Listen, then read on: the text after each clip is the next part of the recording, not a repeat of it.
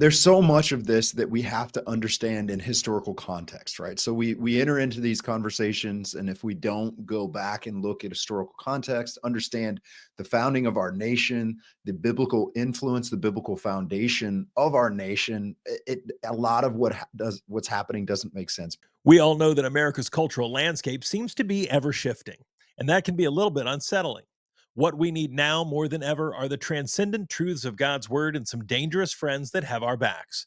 So come join an incredible lineup of speakers, including Pastor Michael Foster, Rosaria Butterfield, Jamie Bambrick, the Blaze TV's own Steve Dace, and many more for Clear Truth Media's 2025 conference, Dangerous Friends.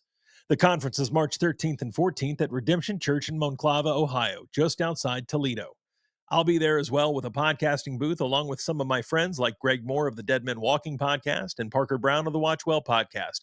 I even heard that the Harbor Freight Doug Wilson himself, Keith Foskey, is also going to be in attendance.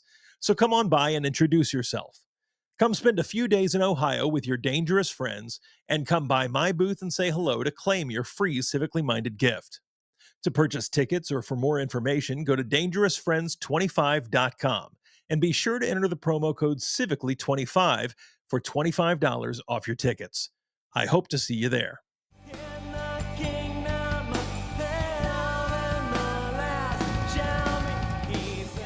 Well, welcome back to Civically Minded, where I give you practical theology for everyday life. I'm your host, Corey Wing. And if you didn't know already, all of my interview segments, just like this one here, are also reproduced for my audio podcast on Apple and Spotify. Simply search for Civically Minded and catch up on any of my interviews that you may have missed. Well, my guest today, he was a student at the Dickinson School of Law of the Pennsylvania State University on September 11th, 2001. And like so many of the other brave patriots, he went and volunteered to serve his country as an officer in the Air Force JAG Corps. After the events, of course, of that tragic day, like so many did. After a decade of military service, he decided to return home to Pennsylvania to continue his mission to fight for the freedom and constitutional rights of military service members, veterans, and American citizens facing serious criminal charges. He graduated summa cum laude from Liberty University, and then, as I stated already, he went on to get his doctorate of jurisprudence from the Dickinson School of Law. He's been a guest on Fox News, the OAN Network, Blaze TV, and many other outlets. He and his law partner, Caleb Bird, are always advocating for our military members, their families, and religious liberties. It is my honor to welcome R. Davis Younts, Esquire, to Civically Minded. Welcome, buddy. Thanks, brother. I appreciate it. That was quite the intro. Well, I try to have folks on that deserve every intro that I give them. So I'm so very grateful for what it is that you do. Not only your service to our country, of course. I'm always grateful to those who have served and shed, whether it's blood or just time and energy, for our country. It's not. I think it's lost on people how uniquely special having a voluntary military service is. Most nations don't leave that up to their citizenry. Most countries you go in whether you want to or not. So for That's any right. of you that have volunteered to serve, it's just such an incredible honor to thank you, which is the least I can do. But then you've went on to do such important work since then. So I mean, of course, I think one of the people that my audience would know, because I talked about it back when it happened, one of your, I say more recent cases, I'm sure for you it's not, but recent big cases as far as that hit the news was, of course, Michael Cassidy, who tore Right. down the Baphomet statue there at the State House in Iowa, and you were able to really help him. And so again, I'm so very grateful for what you do. But welcome and thanks for coming on. Thanks, brother. I appreciate it. So today I wanted to, because you're the legal expert, and you can hopefully help us. My channel does a lot of political engagement. It's just something that I'm into. It's a lot of what we talk about here, and how to think Christianly about politics, which I know is all the rage right now with Christian nationalism, and for the last probably 8 years, maybe even 12 years since Trump came down the escalator, it's been kind of a big topic. But I've been on that boat for a long time. Since I was probably in high school, I've been Right. trying to think Christianly about what do we do as Christians in the public sphere? How do we vote? How do we engage with politics, and if there's a king above the king, what does that look like? So I want to walk through a little bit today, probably the some of the biggest legal hurdles, or what let me rephrase that. What we're being told are the Mhm. biggest legal hurdles for this second Trump administration. And of course, coming right out of the gate, he's not even quite been in a month, which the breakneck pace he's kept up in this first month has just been incredible. But of course, let's start with maybe deportations, and then that'll lead us into kind of the birthright citizenship question, which I know is a big thing on a lot of people's minds. So, help walk my viewers through. Does he have the ability legally, as the president, to do some of what he's doing in the realm of immigration and deportations? So he does. There's so much of this that we have to understand in historical context, right? So we enter into these conversations, and if we don't go back and look at historical context, understand the founding of our nation, the biblical influence, the biblical foundation of our nation, a lot of what's happening doesn't make sense. But we can simplify what he's doing from an executive standpoint and understand that if nothing else, his responsibility is to be the commander in chief. That involves securing our nation's sovereignty, securing our borders. So, when there's a threat to our national sovereignty, when there's a threat to our borders, that's the minimum expectation of the executive under our system. And so our courts and everything else, although it's been a little bit of a muddled history at times, have recognized that it is the federal government that has a role in immigration policy, national citizenship, and securing our borders. So what he is doing, the approach that he's taking, I do think is authorized. It is legal. It is going to be very interesting as we see a lot of different court cases and other things unwind. But as a starting point, that is part of his job. That has been an expectation that's been set on the federal government and is set on the president. So if that's the case, and because I always try to go back. I think one of the greatest apologetic arguments ever given was the argument for teleology, or that argument, that old argument of first cause, right? Right. That's So right. if we go back to the argument of first cause, and we start just kind of unwinding this a little bit, and not just pertaining to President Trump. Let's look. It was just 30 days ago that we had a different president, That's and right. so for the 4 years of the Biden administration, what you just iterated was also the case for that president, correct? That it's his That's responsibility to that's protect our correct. borders. So Absolutely. if we look at that administration and its fundamental lack of border protection in any, I mean, like that conceivable measure of it, w- what can, and I hesitate to ask a question like this because as a lawyer, you operate with such strict, you look at things very, very black and white. It's law or it's not law, and I have an immense respect for that because again, as a pastor, we have similar things like that. I don't get to color outside of the lines of scripture either. Sure. It's this is what the word says or it's not, and we try to be as exegetical instead of eisegetical as humanly possible. So I hesitate to ask a question like this, but I'm going to because I think you're a sharp enough guy to say legally it's this, but you're still a human being that has not only served our nation, but you're a citizen as well, and that gives you rights and privileges as a citizen to have your own opinions. So if you look at the previous administration, again, just 30 days ago, he was still in power.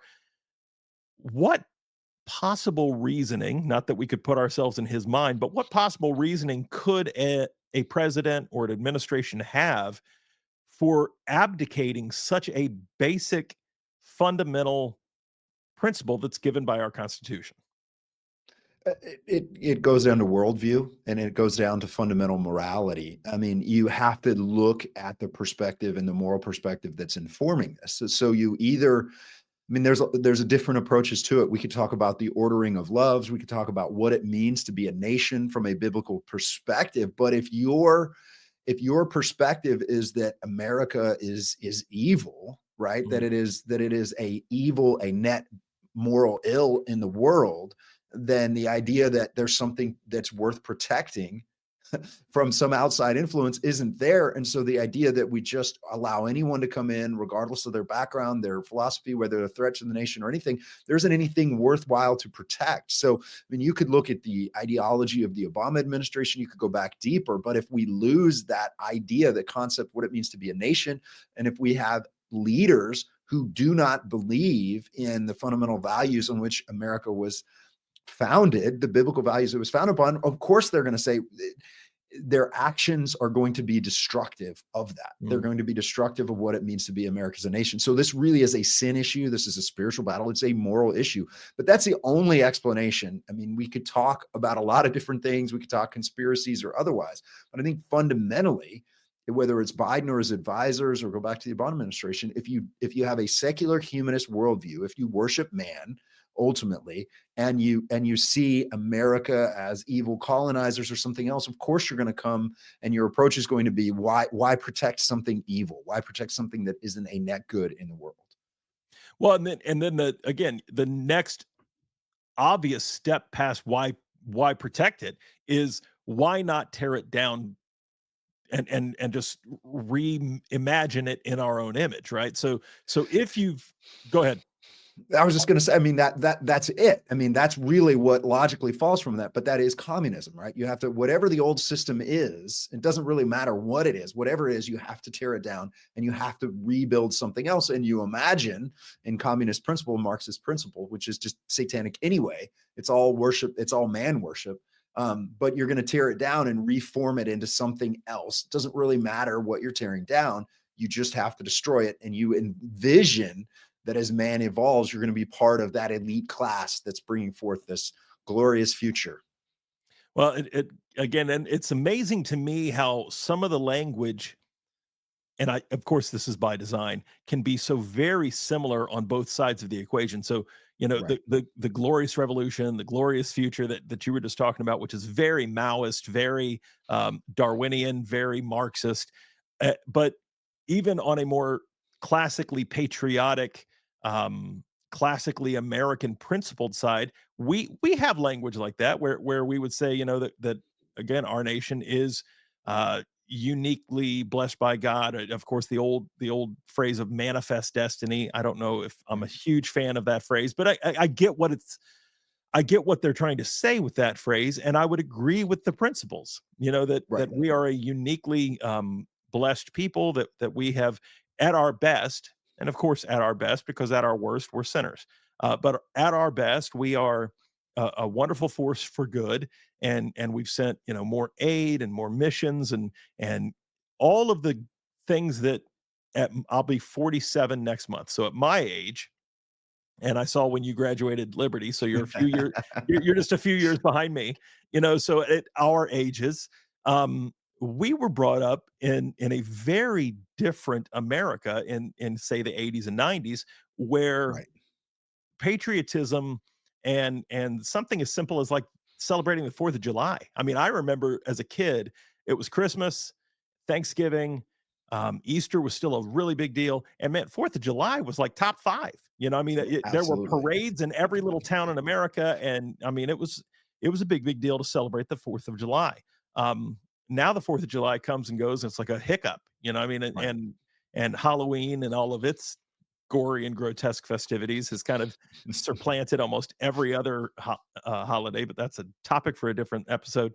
But I do think what you said is so vitally important for the viewers to understand that this really is an argument over worldview. You know, Yes. do you see Christ as king and therefore his worldview, his unique scriptural biblical take on all the way back to the creative order?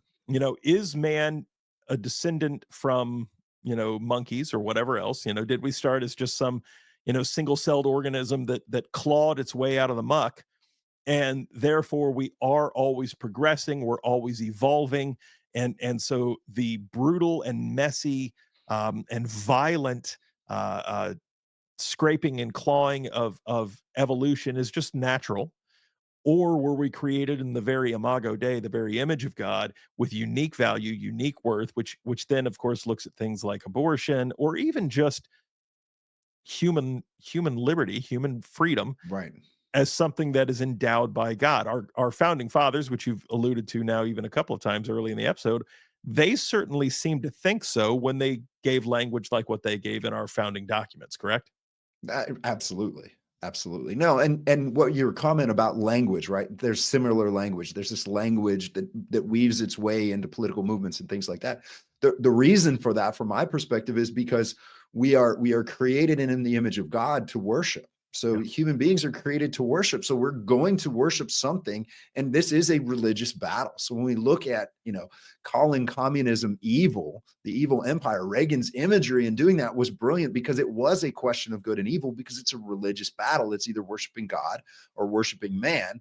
And so that's where, this is where I get fired up in some of these things that happen in our society, because it really is, secular humanism is a result of, Darwinianism was just a religious justification for secular humanism. Secular humanism, we worship man, and it always leads to tyranny, because the ultimate outcome is the state. There's nothing really higher than man and the state that man creates. So all of these things weave into that. And so sure, you have the same language because it's a religious appeal. It's calling for worship. It's just a question of, are we calling for worship of God, the creator, or are we worshiping man, the created being? And we can see the consequences in law and everything else unfold from those perspectives. It's I don't know that this was I'm not brilliant enough to have done this on purpose, but as I was taking my kids to school this morning, we were listening to the Les Mis soundtrack. That Okay. lets some of you, including you, Davis, know how nerdy I am. Um, but My daughters are in musical theater, so I know that soundtrack.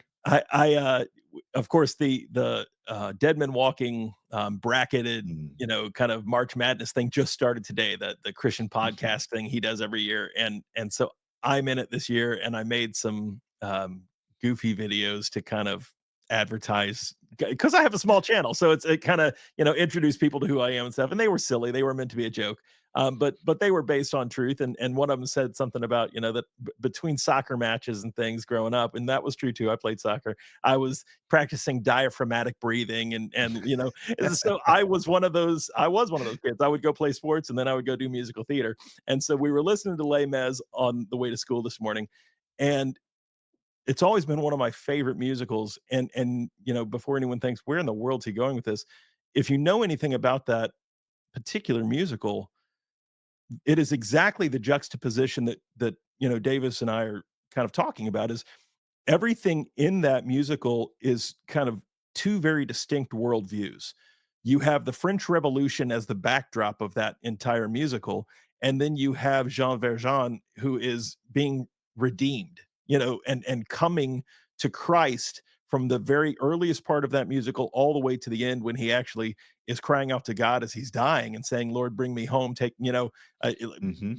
be with my daughter and her new husband." And I mean, it's just one of the most moving stories um, ever put to musical theater. And then, of course, it's been put to film and things like that too. But and and I think if you want to see what Davis and I are talking about, man, go back and watch the movie. Watch it.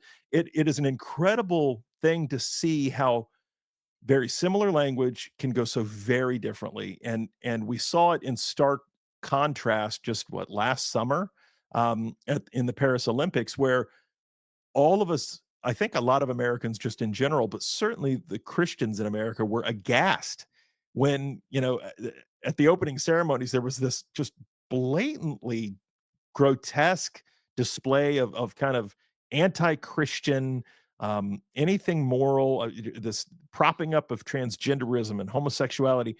Well, all of that really is based on the French Revolution and the whole idea of Jean-Jacques Rousseau and some of those guys that were saying man is the pinnacle of all things, and let's celebrate man. Let's it is so accurate to everything you've just described, and it plays out in our everyday life. So when we look at something again, kind of go back to our topic there on the deportations and immigration, something as fundamental as like birthright citizenship. Right. That's been a very hot button topic. I mean, the deportations in and of themselves are already kind of spicy. But then you get into something like birthright citizenship, and even my older brother and I have, and he's a Southern Baptist pastor. I'm in the PCA, he's in the Southern Baptist. We have great conversations. Um, and so even he and I have kind of went back and forth on, can he do it? Should he do it? Is it even right to do it? From a biblical perspective. Can you unpack some of that for us? Yeah, I think we have to just look at where it came from. So the whole concept of the amendment that gives this idea of birthright citizenship is post Civil War, right? So this is part of three amendments that were directly related to the Civil War, and it had to do with ensuring that there was not discrimination against the children of slaves.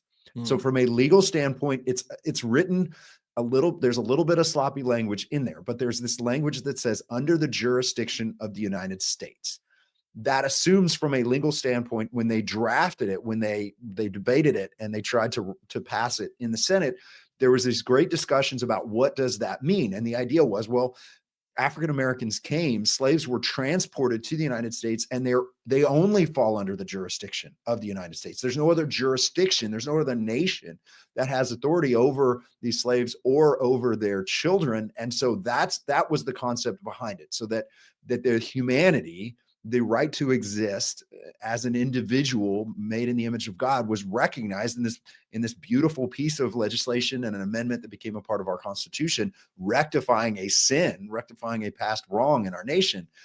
However, over time, there has developed this debate that's not based on the original intent or the language of, what is this concept of birthright citizenship. So there is some case law that sort of suggests that if someone comes into this country and they have a child, no matter where they're from or who they are or whatever, that child automatically gets citizenship. That's what we have done as a nation. So there's regulations and other things that have allowed hospitals to essentially issue a US birth certificate to put us in this situation.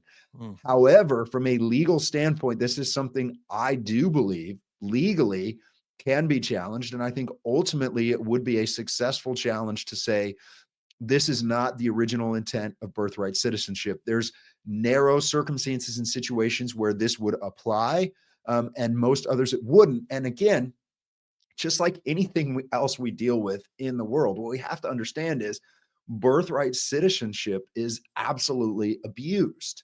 There are wealthy people from other nations. Just start with wealthy people. Wealthy people from other nations come and they literally take vacations with the sole purpose of having their child while they're in the United States so that that child can have US citizens. So wealthy Chinese, wealthy Europeans, wealthy people from all over the world plan vacations. It's literally birth tourism. It's an entire industry most people don't even realize exists, and they do it and they schedule the birth. They'll schedule a C-section or otherwise, so their child has birthright citizenship, if you will. So that doesn't bring into perspective the idea of illegal immigration, coming into the country illegally, staying here, having a child, and using that. You've heard the term anchor baby, right? Mhm, So mhm. the child is a U.S. citizen. So then eventually, as the child grows up, other family members can get to the front of the line when it comes to immigration because their child is a U.S. citizen. So they have a family member that's a U.S. citizen. So there's a lot to unpack there, but just understand the reason this has become such an issue is because it is so fundamentally abused, and it has been abused. Particularly, I think a lot of people don't realize how popular this whole birth tourism is, and how big of a deal that's become. Wow. Again, it was a shocking revelation to me, and I would love to have you unpack this, not for me, but also for the audience, of course, that when I started looking into just kind of modern legal practice, which was not for this episode. I'm not that. I do some research. I'm not that much of a researcher. I've just been fascinated by it. So it's been a few years ago now. But please correct me, and I'm certain that I don't understand this fully. That a lot of modern legal practice is built off precedent more than it's built off actual s- statutory law that's say on the books. And I tried to wrap my mind around that, and believe me, there's not much to wrap there. But I was fascinated and kind of terrified that that's why you hear that term precedent, precedent, precedent so very often. Can you explain a little bit about what the difference between those two things are? And I think that that probably plays into why we hear terms like, especially when it comes to Supreme Court, like you want an originalist versus someone that Right. thinks that it's a living document. So can you unpack that somewhat? Yeah, so there's just understand our law, our system of law in the United States is, unless you live in Louisiana, is based off of the English common law, right? And that's a term, just to understand those were essentially biblical principles as well. So it's like church law and other things came together and just formed this common law. So it was very much something that was understood is these are the foundational principles. These principles do not change. Respect for things like property rights, is restitution, were part of the English common law, and they were all there, right? And there was other problems with England. So in the United States, we adopted an English common law system, and the whole idea is there are foundational principles. You don't have to have a law about everything. There are foundational principles, and your job as an attorney or as a judge is to look to the law and then to look at the shared principles. This could be, I mean, you could argue this is a little bit of a debate between, like natural law Mhm. and revealed law, but the whole idea is these principles are there and you apply the law, and the law never changes. The law is steady unless there's legislative change or something else. The principles are the same. What happened in the United States is just like everything else, the law was heavily influenced by Darwin and Darwinian evolutionary theory. So what happened is you had a few scholars. One was Christopher Columbus Langdale, quite the name.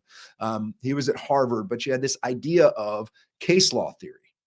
So what they teach in law school, what I learned in law school is not, I didn't spend my time studying the law. I didn't even spend my time studying principles of law. All I did was read cases.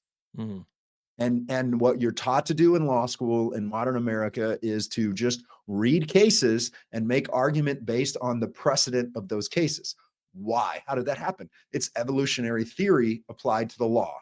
The idea is those fools in past generations were not as evolved as we are. They weren't as enlightened as we are. So we value precedent over anything else because over time, as we become more evolved and more enlightened and better, we have a better understanding of things. So we don't have to go back and study the Constitution. We don't have to study original intent. We don't have to study the foundation of the Constitution. We can simply rely on past precedent as we evolve over time. Therefore, the law is always changing, it's always evolving, and it's always this steady stream of progress, if you will. And that's where that idea and that high view of precedence comes from. So you hear Supreme Court justices talk about, well, I'm an originalist. I'm looking for original intent. What does that mean? That just means they're going back to the intent of the founders, the intent of the framers, and looking to the foundations of the Constitution, not just the Constitution itself, and not just some evolved interpretation that changes over time. Well, again, there that I knew that there was probably some overlap between what you do and what I do. And the more you talk, the more I'm like, wow, it's very similar. Uh, because of course, in theological terms, and sadly, almost every seminary in America has been infected the same way you're saying that sounds like every legal school in America has been infected um, by this higher critical view, or at least That's right. theologically, that's what we call it. It kind of was birthed out of Germany in the theological world was birthed out of Germany. You get this higher criticism, you sometimes hear it called, and of course, it's worked its way down in originally critical theory, and then and now this is going to be language that our audience is going to start to be familiar with, and then of course critical theory broken down even more modernly would be like critical race theory or critical Right. gender theory. And so this higher critical view of scripture or of the law, which is constantly saying, well, I mean, and again, you so beautifully stated that that those monosyllabic morons in the past, they just they weren't very smart, Right. and they if they knew then what we know now, and I whether you're talking legally, governmentally, biblically, theologically, I can't think of almost any area, period, even science, where things are changing constantly in the world of science and technology. I don't think if you walked Isaac Newton through some of the more recent scientific or technological advances that he couldn't keep up. Right. I'm sorry, I cannot buy that, Leonardo da Vinci or Isaac Newton would look at the internet and go, "Oh, what?" I mean, of course Right. they'd be amazed by the technology of it, but they weren't fundamentally dumber, No. and if you biblically look at the idea of sin and what sin has done to humanity all the way back from Genesis chapter 3 at the fall till now, well, our lifespans have gotten shorter, and yes, technology's helped us now to kind of inch them back up to, be a little bit longer. But there is this theological concept of this kind of cumulative nature of sin where sin degrades, it deteriorates. The second law of thermodynamics, for goodness sakes, is entropy. Right. Things are kind of going downward, and Right. they're actually. I was in real estate for years before I got into the ministry, and I would tell people all the time, if we toured a vacant house, I would Mhm. always say as I was unlocking the door, it's hard to say what we'll see in here, but when a house sits empty, it does not get better. I mean, I, Right. I I don't care how much of a hoarder or how dirty someone is. A house lived in is actually in better shape always, period, always, than a vacant house, just because entropy. I mean, it's something sitting Right. by itself just gets bad. So it's amazing to think that we have defaulted to a legal system that views precedent and that kind of evolutionary progressivism as something more robust when fundamentally, unless I'm way off base here, fundamentally it is going to be inferior in every conceivable way. Right, and again, it creates this issue where we wonder and we look at society and how do these things happen and how do we have some of these disagreements? Like, how can we not understand something as simple as birthright citizenship, right? Like, it's not complicated. It's Right. not complicated historically. It's not complicated legally. The intent was clear. There's a record of what the intent was, but yet, because of ideas of precedent and because of other things creeping into it, there's this idea that we have grown to misinterpret it.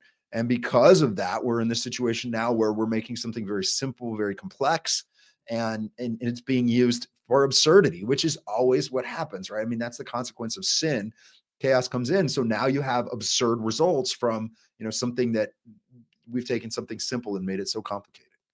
Well, I want to, let's go back. You said birthright citizenship, or what we now call birthright citizenship, was kind of a post Civil War. So, for those of you who may not know U.S. history as Davis and myself, you're talking 1861 to 1865.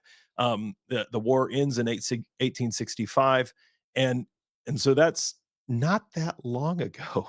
I No. know everyone likes to think that that's for it. It's really the last person connected to the Civil War died in like 2000. It was a Right. widow of one of the soldiers or something. So I mean, this is not ancient history here. Um, but if you go back even further, to our founding documents, and you look at the legal brilliance of the men that drafted those documents, and I've tried to say this on my channel a number of times before. I don't have the legal brain or acumen that you do, so hopefully again, you can help uh, explain to us why this was so brilliant.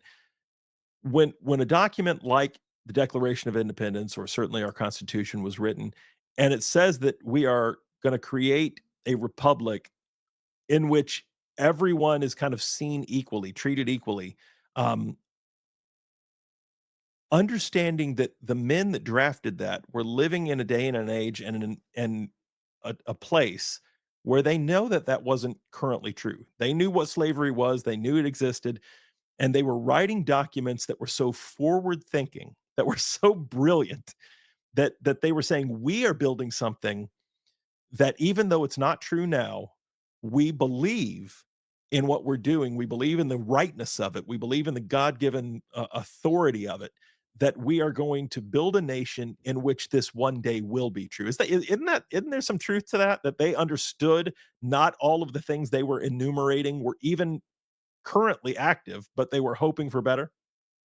or even possible, right? Like, did they even view it as possible? But I think there's something, and I don't know if this is where you're going with or not, but I think there's something so valuable that we can learn that weaves through the other things we're talking about, which is they stepped back and they started with fundamental principles that were based on biblical principles. They started with the rule, they started with the principle, they started with truth, and they said, we're going to build from truth, right? And what do we do in modern society in everything we're debating? We don't do that anymore. Yeah. We make emotional appeals and we go to exceptions, right? So the abortion debate comes up and we go to exceptions and we say, well, what about rape or incest or the health of the mother? And we ignore the fact that that's a tiny, minuscule percentage. And we even know the fact, which, some have done well, but, okay, great, deal. We'll ban all abortions except for rape, incest, and health of the mother, and we can all agree to that, right? And of course, the progressives don't, because it's not about that to them, because that would be such a minuscule percentage. But we argue from the exception. We try to take the sin nature and we argue from the exception rather than returning to truth. So the brilliance of the founding fathers was they were immersed in scripture. They were immersed in these concepts. They were studying these concepts. Other than Montesquieu, the most quoted book on the floor in these constitutional debates throughout this time wasn't just the Bible, it was the book of Deuteronomy. That's Right. right. Like, how much time do we spend studying the book of Deuteronomy? Really? Right. Like, but they understood that truth, there are principles in the Old Testament, in the scriptures, in the law. There's these foundational moral principles that we can turn to and see, and they apply. And so our founding fathers did something that was amazing, which is the truth principle is all men are created equal Mm. by God Mhm. and they have rights. And so they weren't looking around and going, well, in England and in Ireland, they don't have rights and they're not treated equally. Even in the United States, in the colonies, they're not treated equally. They didn't look at that and say, okay, we're going to make exceptions and we're going to tone down this language. They said, this is the truth. If we can agree to this principle, then we have a starting point. And that, I think that was truly the God breathed brilliance of what they did. Well, and that gets back to that American exceptionalism. I mean, I've probably one of the greatest documentary films I've ever watched in my life was and I'm going to butcher the name of it, but it's by Dinesh D'Souza, and it's Mhm. America, it's something like America Imagine a World Without Her or something like that. And what I loved about that particular film is Dinesh looks at it as a immigrant, as someone who was born in another country, born in a completely different worldview. I mean, as an Indian, not a Christian nation, not a free nation in many ways, honestly, even still, because of their caste system and just a lot of their own baggage. And then he unpacks it from there and tries to use this documentary to say, if you were born here and especially educated in the last 30 or 40, 50 years in the government schools, you've been lied to. You don't realize how uniquely special many of the things that have happened here in America are, like our founding documents, like the fact that we go to war and then help rebuild the cities and the countries that have been, that we forgive war debt. Incredible things that he's like, no one does this. No Right. other nation on earth ever in the history of humanity has done these things.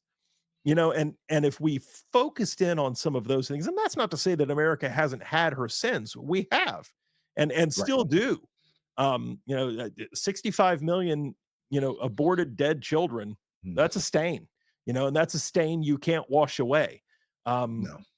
but we also have some unique good, and this grotesque and very intentional move by the left over many years. That's what I have to tip my hat to the left. They're patient. Mm. They've been very strategic and very patient and have taken decades to kind of chip away at what it meant to be American, what it means still to be American, and they have patiently waited us out. If I see any big problem with the right, both historically and even still, even as we speak today in 2025, with all of the amazing blitzkrieg that President Trump has been doing since he came to office, we have a tendency to take our foot off the gas. We don't have a very good long-term view. I would argue that dispensational premillennialism has had a major hand in that. That if you think Christ is returning this afternoon, then you don't work that hard at making this afternoon look great, and you certainly don't work hard at making 100 years from now look great because you think Christ is returning at 2 o'clock today. Um, I don't think the red heifer has been totally found yet, and the third temple's not up yet. So, or is it?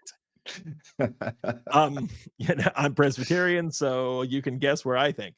But it is amazing how, I mean, really, to circle back to the very beginning of our conversation, how much worldview is going to play into all of this. Um, No, yeah, absolutely, and I am not a Presbyterian. I am a Baptist, but we'll continue I praying. but no, I agree. And listen, I grew up in, sort of fundamentalist, independent Baptist churches that were very, very focused on the rapture and this idea of uh, everything is getting worse and worse. We're losing down here. We don't really need to worry about the world because this is going to go. It's all going to hell, and God's going to come in and save us. And I do think that theology, while there's great people engaged in it and good intent and all of that, it absolutely has, and you can document it historically, has led to this idea where we don't build things as Christians anymore. We don't think generationally. We don't build generationally because that's not the point. And I've become post mill over the last 5 years or so, and in that, it changes my perspective on family, on generations, on everything else in such a positive biblical way because I'm looking to build and I'm thinking about my obligation as a man, as a patriarch to do that for future generations because we're building God's kingdom because Christ is king, Christ is on the throne. And that's much more consistent. And again, I think that's where we've lost so much in the American church and of where that comes from, and just bad theology definitely has consequences. So it's not just Christian worldview versus secular humanism. It is really, we have allowed bad theology to corrupt us, and we look at exceptions, we look at emotionalism, and we forget God has a plan and it's going to bless us generationally. But if we lose sight of it, we lose. Period. Yeah, that's very helpful. You mentioned a word earlier that's been a kind of a buzzword, especially in the Reformed world. That this, what I find disgustingly nasty, very subversive word called empathy, and Mm. not that the concept in and of itself is a negative. It's not.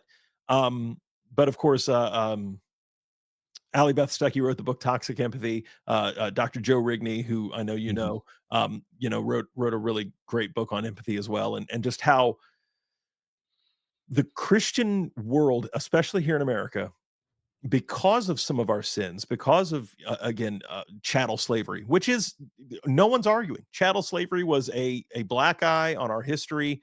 It's an absolute sin, and it was in Scripture. I get very irritated when I Mm. hear have whether it's Christians or non-believers say, "Well, the Bible says slavery is okay." No, not the way you mean No. it. You No, know, not the way you think it does. That's right, not the way you mean it. Chattel slavery, which the Old Testament and Leviticus would have called man stealing, was Mm. punishable by death. I mean, That's right. kidnapping was never okay because again, all people are created in the image of God, and therefore they have intrinsic value. So that's absolutely not true. Again, it's where you're right. Bad theology or just an ignorance thereof is is very damaging. So if your pastor isn't talking about some of this, I'm not saying just up and leave the church, but maybe have a conversation. Maybe sit down and say, why are we shying away from these things? Why are we not talking about culture? I mean, because if Christ is ruling and reigning, and even the most dispensationalist, among us, again, all of my family is still dispensationalist. Like I said earlier, my older brother is a SBC pastor, for goodness sakes. Um, but they would all say, sure, he rose from the dead. I mean, he died, he rose, he lives evermore, he's coming again. They would admit that he's sitting on the throne right now. They understand what the ascension is. So where their disconnect comes in honestly, I've never been able to fully go, okay, if one and one make two and two and two make four. It's always been hard for me to kind of go, where, where's this happening? But even some of my mill brethren, and in the PCA, most of the teaching elders would be mill guys, and a lot of them would have that little adjective on front. Well, I'm optimistic mill, and I always want to go. We Right. call that post mill. That we have a word for that. But even the mill guys, I often push back and say, okay, if you admit and you confess that Christ is on the throne right now, he's sitting next to the Father, what does that mean? I mean, we pray it at almost every church in America every Sunday. At some Mhm. point, you'll pray the Lord's Prayer. You know, That's right. we pray it every night here at our house with our kids as part of our family worship. So all of my kids, even my 2-year-old, can mostly recite the Lord's Prayer. So when my little 2-year-old daughter talks about on earth as it is in heaven, Mm. what do you think that means? I mean, it must mean something. And Right. so I always push back and say, if the Lord is ruling and reigning, and we all admit that he is, does either he's so impotent that it doesn't make any real difference in actual space time. And if you're Right. comfortable saying that, we need to have a conversation. Or he doesn't care about what's happening in real space. I just, again, there's nothing that, if you start to go back to, again, what I said earlier, that first cause argument, if you start dialing Right. this argument back to its logical precedent, or antecedent, you start to go, uh, you have to admit that either he doesn't care what happens right Right. here and now, or that he's incapable of doing anything about the here and now. And I don't know a faithful Christian that is comfortable saying either of those things. So I always want to say, okay, then what? You know, Right. then what are we doing? What are we talking Right. about? Why aren't we Right. building? Why aren't we, trying to take the next hill? And so Right. I'm going to kind of shift gears here and take us into another kind of legal topic, because I know it's close to your heart. So apologies for the abrupt change of topic, but as someone who's served, and I know your partner there, your legal partner at your law firm, has also served. Tell my folks about how awesome and important President Trump's promise to reinstate any of the military members that were forcibly discharged, say during the COVID hysteria or some of the subsequent craziness, and that he will reinstate them, give them all their back pay. Kind of walk our folks through what a big deal that is, and maybe what challenges are there that we don't know about because we just don't know. Yeah, so to just unpack how big of a deal this was, COVID, there was a lot that went into COVID as far as laying the groundwork within the Department of Defense. So just to understand, the Obama administration was truly a nightmare for the military. There was a brief reprieve with the first Trump presidency, but it was very surface. Nothing under the surface really changed. There was a lot of bureaucratic pushback, and I don't think President Trump was even aware or understood how deep that went. I mean, you had military members like General Milley just ignoring him, pushing back, doing things that people have called treasonous when he was president. And then Trump came back. I mean, when Biden came back in after 2020, it was, I mean, 1,000 miles an hour of just pure progressive indoctrination in the military. Anything Christian, anything pro-life was labeled extremist.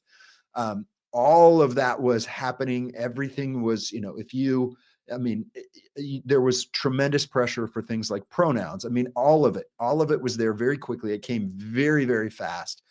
And COVID followed right on that. And the problem with COVID, just so you understand it from a biblical perspective, is there were many people like me who studied the issue and looked at the way that vaccines were developed, particularly these vaccines using um, cell tissue from aborted fetuses to test and develop these vaccines. And once you learned, and I don't have to go into the gritty details of how horrific it is, they have to keep the fetus alive to harvest living cells from the baby, from that child, in order to get viable, clonable, reproducible cells. So anyway, once you go into that, I couldn't participate in that anymore, not in good conscience.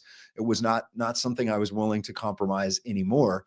And that was a change. I hadn't studied it. I wasn't aware, but that realization came to me. And what happened during COVID is the president of the United States, the executive branch said, we are going to ignore the Constitution. We're going to ignore the Religious Freedom Restoration Act and what it requires us to do. And we're going to ignore a constitutional and statutory prohibition on experimental use vaccines being forced on military members. Mm. Those were two issues that were happening. So I look at this, and it sounds hyperbolic sometimes when I say this, but it really was a constitutional crisis, because what happened is the executive branch said, yes, Congress, we know you passed a statute after the debacle of the anthrax vaccine. There was a statute that was passed that made it clear that, there were changes in the law that made it clear you can't do this. You cannot force an experimental use vaccine on military members. We don't experiment. We don't do medical experiments on our military members. And there's a horrific history of that. But ultimately, there was clear law, clear principles, and the executive branch said, we don't care. We're going to do this anyway. And crisis, whatever it is, they're going to say it was an unprecedented decision to say, when it comes to military members, we're going to do something that's blatantly illegal. We're just going to paper it over, and we're going to do it anyway. That's why this was such a big deal. And that's why you had the extraordinary, almost unprecedented act of federal courts issuing an injunction to the military to stop the military from doing something. The federal courts despise getting involved in anything to do with the military. And that's what happened over and over and over again. It was easy to demonstrate that the executive branch was doing their overreach. That's why we got injunctions. So all of that to say, this broke many, many aspects of what I would have said would have been shared values within the military. So much of this, it hurt the military so greatly. And I don't think, again, you have to understand the scope of this, but it hurt so deeply that people were walking around looking at each other. People that I've known for a long time in the military didn't even want to speak to each other anymore because they were on opposite sides of this, or they just recognized, wow, this is wrong, but I don't know what to do. This is wrong. I don't like this. I'm not comfortable with this, but I don't know what to do about it. And that was just constant. So it was one of those issues where it's like, wow, these people are taking a stand, and then other people feel guilty because they're not standing with them and they don't know what to do, or they already got the vaccine. And all of this was very complicated. So to summarize it, when the president of the United States came out and said this was unjust, what happened to military members throughout this process was unjust, and then created a path for reinstatement. And then you have Secretary of Defense Hegseth coming on the heels of that and apologizing for what happened. It really is fundamentally a huge shift, a huge change. You've immediately seen recruiting numbers go up very, very rapidly. I think I don't know if it was January, but they set a record, a 15-year record in the Army for recruitment. So that's already having an impact. It's not perfect. There's still a lot we can talk about as far as what the future looks like for people who are impacted by this. But it is a fundamental recognition the United States government did something wrong, something unjust to Christians and many other military members, and they're starting down the path of making amends for it. So it's such a huge win. It's something an incredible blessing from God that happened. Well, it's you knew it was weird times when, I serve at a small PCA church here in rural North Carolina.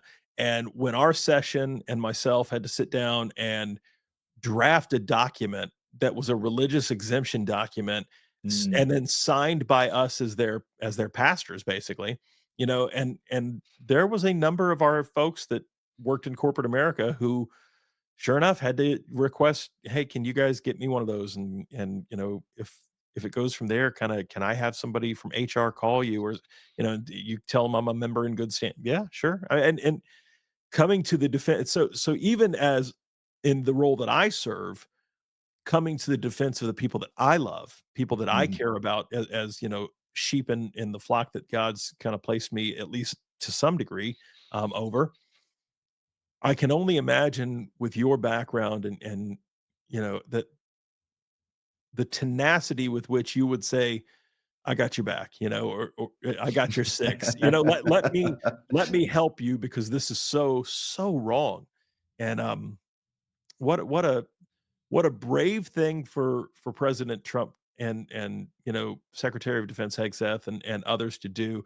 I fundamentally also think that especially young men, and I have a son, I have a 21-year-old nephew. I mean, I've got young men in my life too. I do think there's something true about our military had become such a gross, disgusting, perverse, feminized, transgenderized place that a lot of young men, just red-blooded, normal American boys of any stripe. I mean, again, I'm not saying they got to be, white kids, black, of any stripe, just normal boys went, no thanks. I don't want to go serve with the guy who's wearing the dog mask and, Right. three, generals or colonels or whatever that are now in skirts that used to be in pants. I mean, just it just got to a almost comedic level, and it would be funny if it wasn't so tragic. A comedic level of this is insane. What do we do? I don't want to go serve with that. No, and that's what I was faced with at the end of my military career. I did 11 years active duty and then finished my career in the Guard and Reserves. And for me, even before COVID, it was this anti-extremism DEI training was just beyond. I mean, it was incomprehensible. I remember sitting in an auditorium on a military base in uniform and as a reservist and being told that extremism is things like believing so much in a system or an idea that you'd be willing to give your life for it. This is what they were teaching, and I'm looking and I'm like, we all swore an oath to support and defend the Constitution of the United States against all enemies, foreign and basic. We're literally here to give our lives for an idea, for a concept, for a principle, for a constitution. Like, what are we even doing? So there's a lot to unpack there, but the military is appealing. I believe this. I firmly believe the military is appealing to young men because of a sense of duty and a sense of doing something difficult for a higher purpose, for something greater than yourself. So you'll put yourselves through tremendous hardship, suffering to meet this standard, this high standard. And if you achieve that, then you're able to serve and do something great with that. And so it wasn't just the moral rot and the idea that secular humanism, progressivism, CRT, just sexual immorality was the ethos, became the new ethos of the military. It's that we were lowering standards at the same time, so it just didn't mean anything anymore. I mean, if it's too easy to get through basic training, then who cares? Look Yeah. at the old Marine Corps commercials. It was, the crucible of, can you do this? Are you man enough? Right. And Yeah. when you lower standards, you lose that appeal. So I've had a very difficult time over the last few years, counseling, discipling, mentoring young men who are interested in serving. And for many, I thought, I wouldn't now. I would wait. I would go do something else, pursue something else, maybe in the future, but for now, pursue something else because it's not going to be what you think it is. It's not going to be noble and good. It's going to be, you're going to be forced to do and say and be a part of things that are immoral. Yeah, I've got one of my best friends that I've known since we were 18 is still in. He's been Mm, in. He joined when we were about 20, and so I mean, like I said, I'm almost 47. So I mean, he's had a full mhm, career and is still not done. I mean, he's still serving active duty. And then my father-in-law retired as a full bird colonel. So I mean, he he mm. he was he was pretty high up in the chain of command. Um, and he has said the very thing that you just said. That would he go back into today's military? And as of a year ago, his answer was, "There's no way." No, nor would I tell any decent young man to go serve because That's right.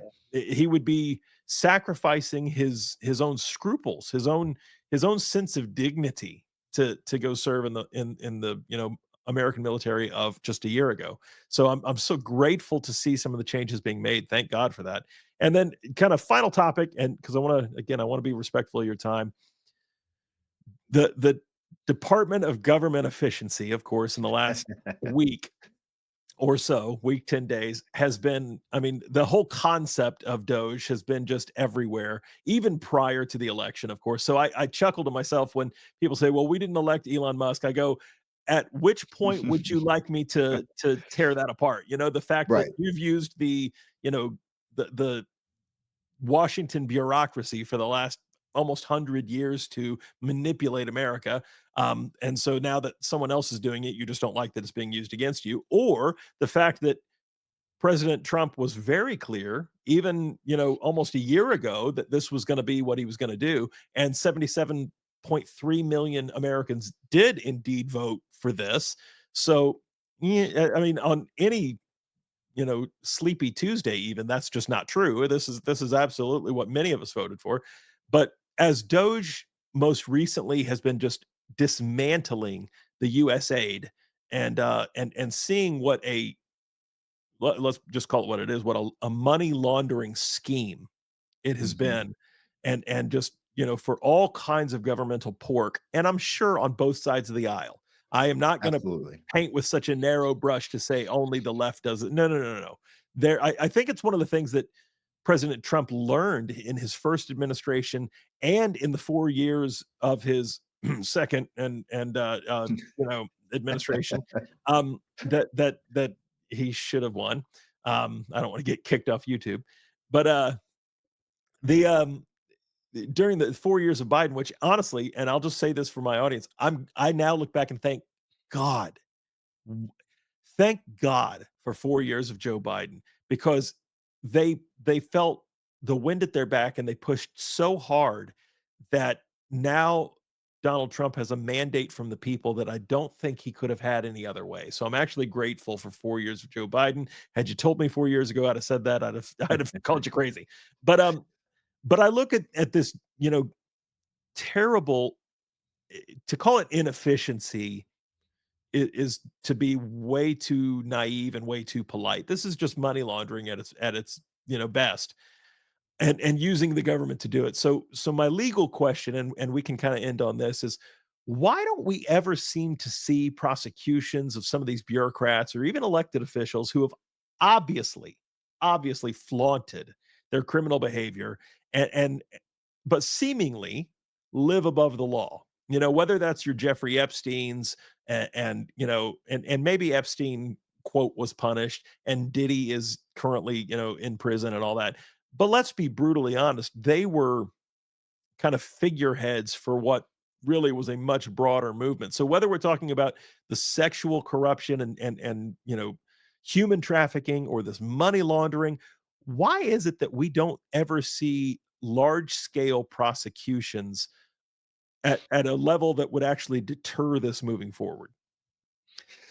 There's a lot there to say, but I think the way everything is layered in the federal government, just understand our bureaucracy is out of control. We live in a tyrannical system where everything we do every day is controlled by out of control bureaucracies.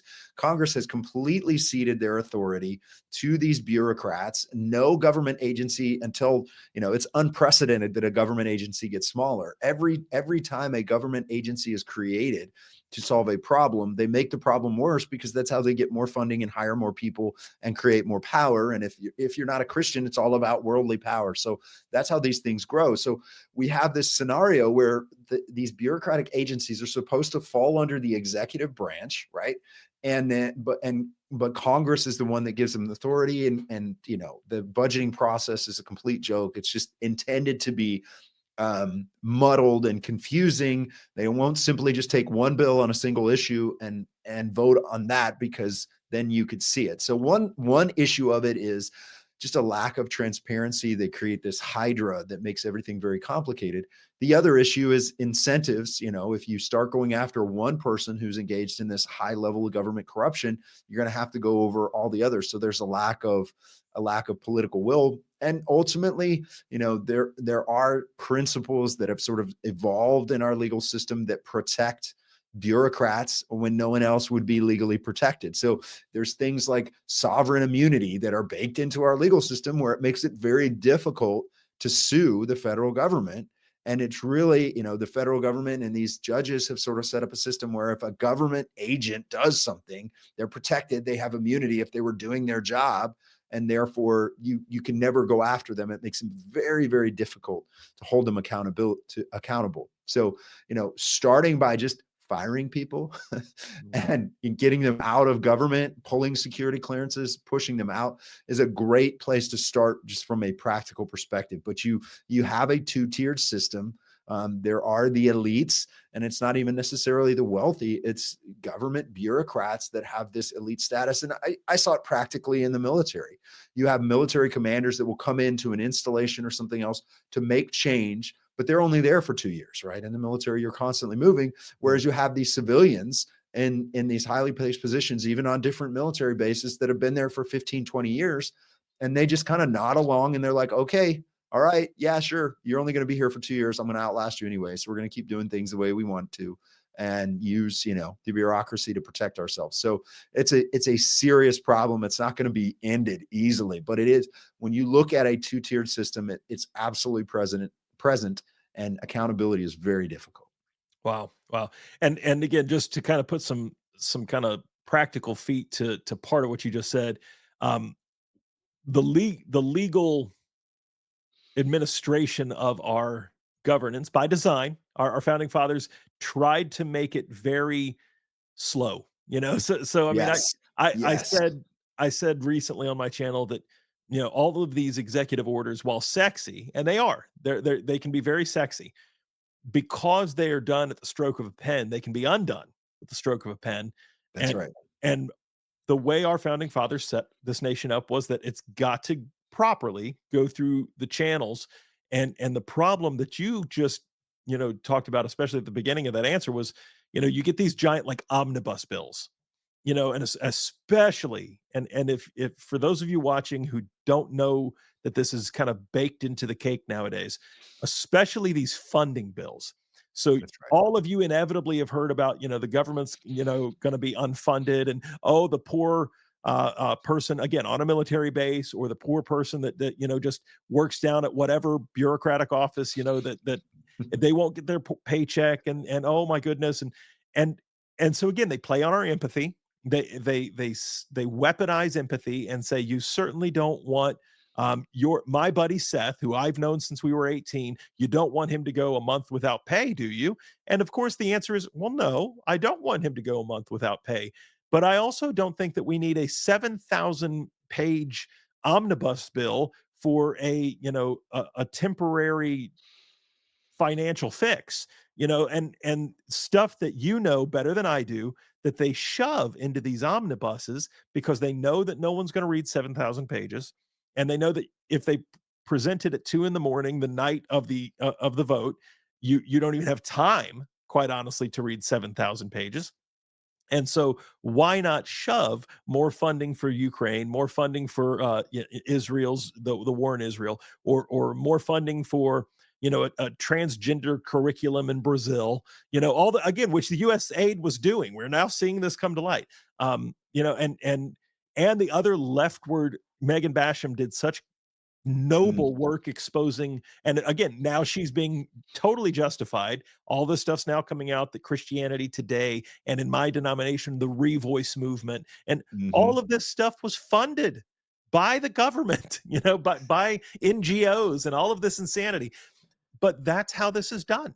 Right. It's all obfuscated behind mountains of paper and mountains of bureaucracy. And I hold some hope that the disruptors that we now have are just going to start cutting tendrils and cords where they can be cut. I get, like you said, this is not this didn't happen overnight. It's not going to be Mhm. fixed overnight. But Christians, pray, ask our good, gracious, wonderful Savior to do something that, quite honestly, we do not deserve. He would be justified and righteous if he burnt America to the ground. It's true. Um, but he is gracious beyond gracious. His mercy is more limitless than we can wrap our puny minds around. And beg our Savior to show and extend us grace and mercy that we don't deserve, and to start rolling back some of this wickedness from the top down and the bottom up. It's got to be both. It really does have to be from both sides. And thank God for men like Davis, who are doing the righteous work of defending those who either can't defend themselves, or for much of what you do, you defend those whom have defended us, and I respect that immensely. I thank you for what you and your partner Caleb are doing. I'm grateful for the amount of time that you've given my small audience this morning. It means the world that you would come on a small channel like this and give your expertise.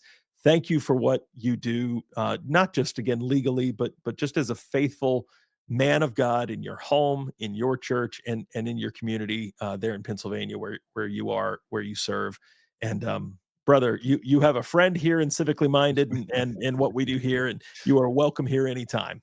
Awesome. All glory to God. Thank you, brother. I really enjoyed it, and I appreciate what you're doing. You know, the key thing that I am learning in all of this, and in the COVID battles and everything else, I am a nobody. I was a solo practitioner fighting to save my own retirement during all of that. But I learned it is the people around us, it is the Christian brothers, the community that we have, it is the local church, and then building from there, and just having that mindset of we can win. God intends us to win. He is on the throne. He wants us to bring the gospel. He's going to give us opportunities to do that if we're faithful. It's not a question of if. I think really is when in our lives that he's going to call us to faithful action, whatever that looks like. We just have to be ready and moving forward. So, thank you for what you're doing.